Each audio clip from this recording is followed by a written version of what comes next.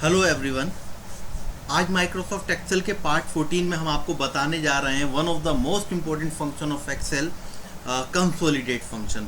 और consolidate function के साथ साथ हम आपको एक दूसरा फंक्शन भी बताने जा रहे हैं जिसको हम बोलते हैं 3D फार्मूला। कंसोलिडेट फंक्शन तो नॉर्मल फंक्शन आपके पास डेटा के अंदर मौजूद होता है, बट 3D फार्मूला हमें क्रिएट करना पड़ता है। उसके लिए आपको सम फंक्शन पता होना चाहिए जो हम पहले ही क्लास में आपको बता चुके हैं। तो चलिए शुरू करते हैं इस कंसोलिडेट फंक्शन को।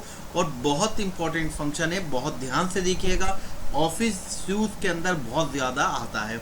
तो चलिए देखते हैं कि क्या है कंसोलिडेट फंक्शन। देखिए कंसोलिडेट फंक्शन आपको यहाँ पर थ्योरी लिखा हुआ भी है।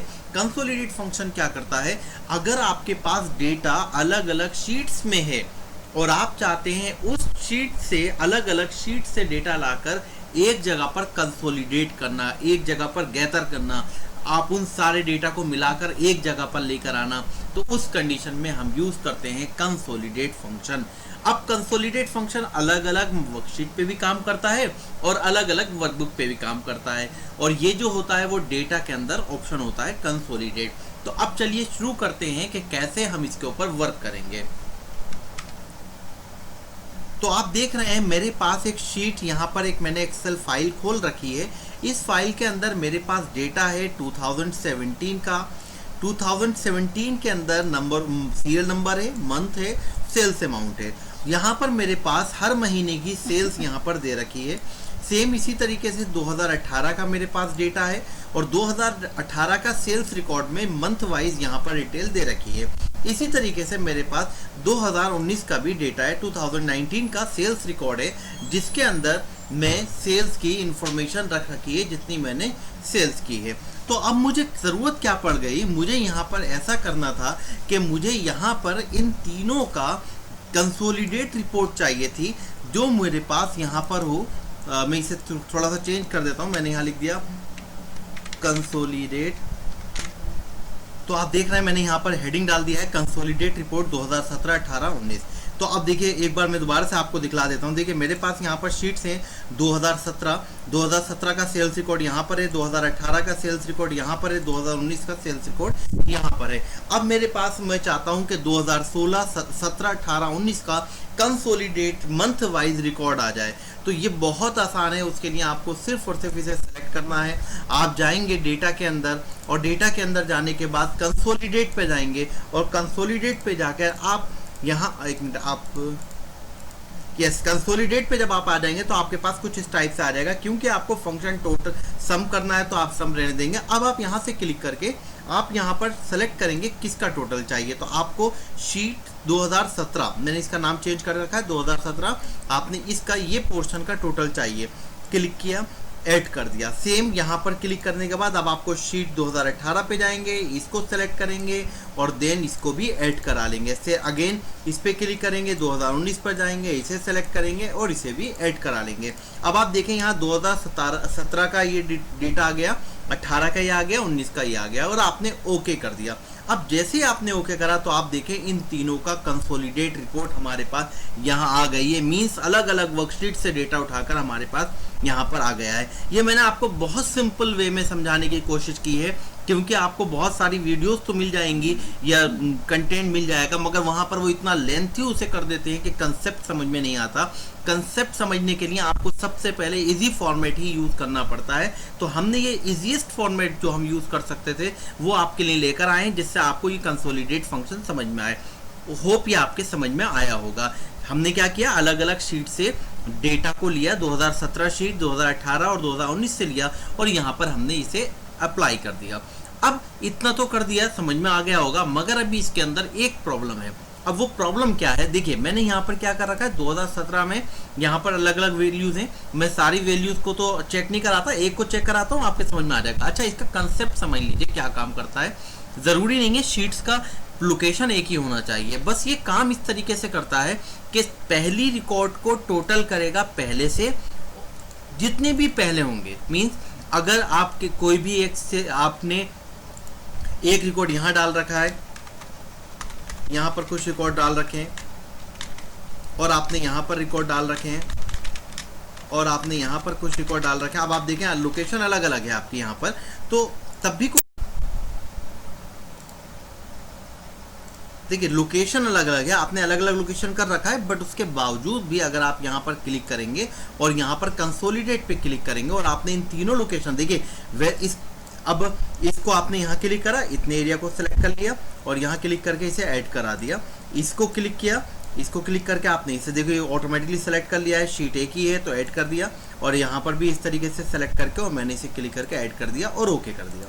तो जहां आपका कर्सर रखा होगा, देखिए पहले रिकॉर्ड को पहली वैल्यू से टोटल करेगा, तीनों की पहली वैल्यू का टोटल करके, फर्स्ट वैल्यू का टोटल करके यहाँ पर दिखला रहा है, दूसरी का दूसरी से और यहाँ पर करके दिखला रहा है। ये आपको बिल्कुल क्लियर हो रहा होगा, ये काम है कंसोलिडेट का, क्योंकि बहुत टाइम बच्चे दिक्कत हो जाती है उन्हें ये समझने के कि डेटा को कैसे टोटल कर रहा है। तो हमेशा ये कुछ नहीं देखता, ये पहली वैल्यू का कहाँ लोकेशन कुछ भी हो, पहली वैल्यू को पहली वैल्यू से टोटल करके यहाँ गया, यहाँ पर भी आप क्लिक करेंगे। दूसरी का मीन्स दूसरी वैल्यू से ही होना है, तीसरी का मीन्स तीसरी से ही होना है, चौथी का चौथी से, पांचवी का पांचवी से, इसी तरह से ये टोटल करता है। होप आपकी ये समझ में आया होगा, ये एक एग्जांपल पे मैंने आपको बता दिया, मगर अभी ये क्लियर नहीं है।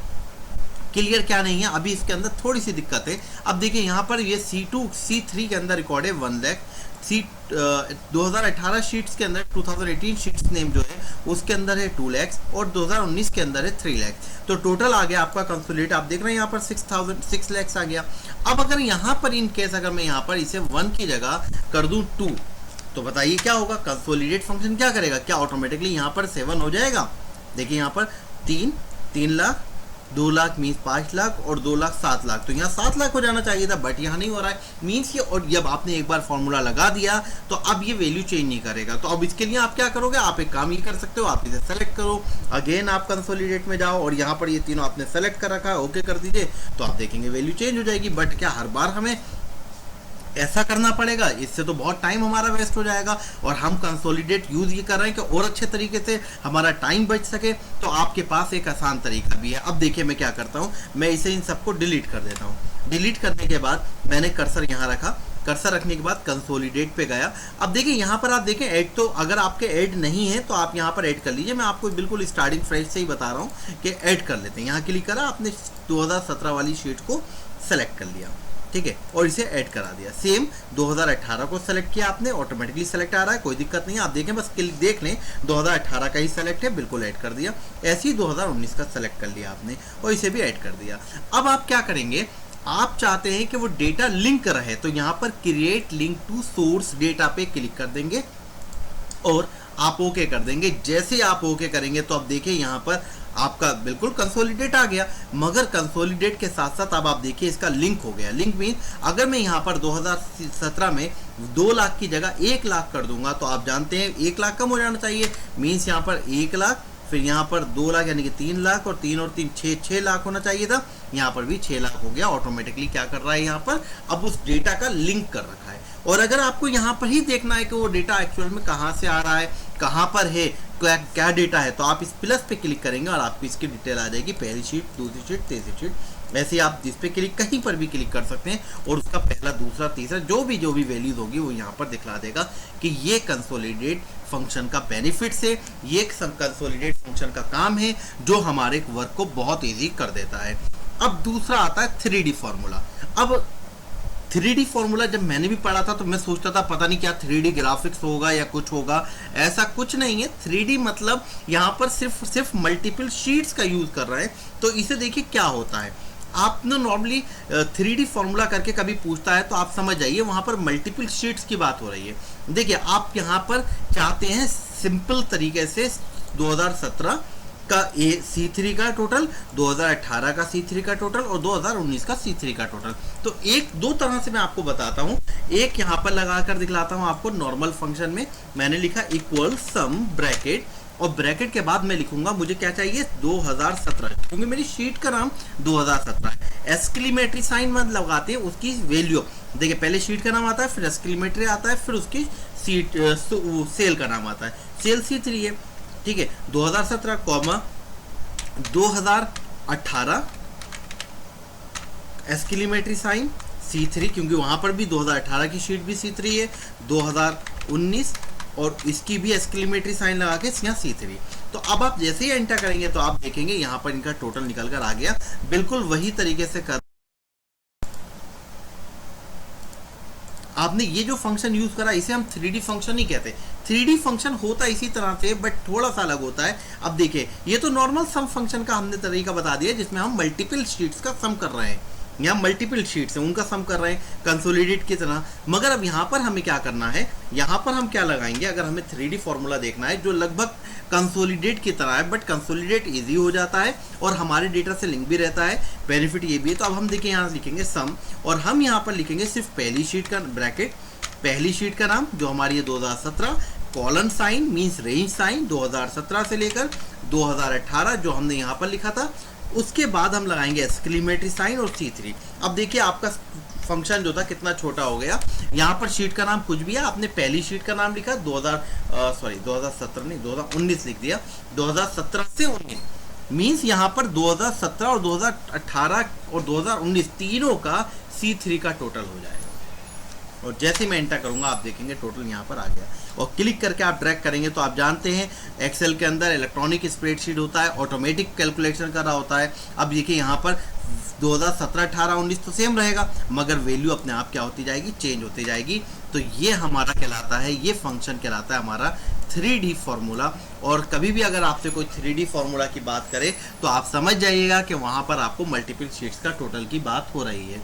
तो ये आज की वीडियो में हमें आपको यही बताना था कंसोलिडेट फंक्शन और 3D फार्मूला कैसे काम करता है। होप कि ये आपके समझ में आया होगा। इन केस अगर आपके कोई भी डाउट हो तो आप हमें कमेंट कर सकते हैं या फिर हमें व्हाट्सएप नंबर पर लिखकर हमें भेज सकते हैं, हम आपके डाउट्स को क्लियर करेंगे। तो आज के लिए इतना ही, आगे भी हम आपके लिए इस तरह की कई सारी वीडियो लेकर आते रहेंगे।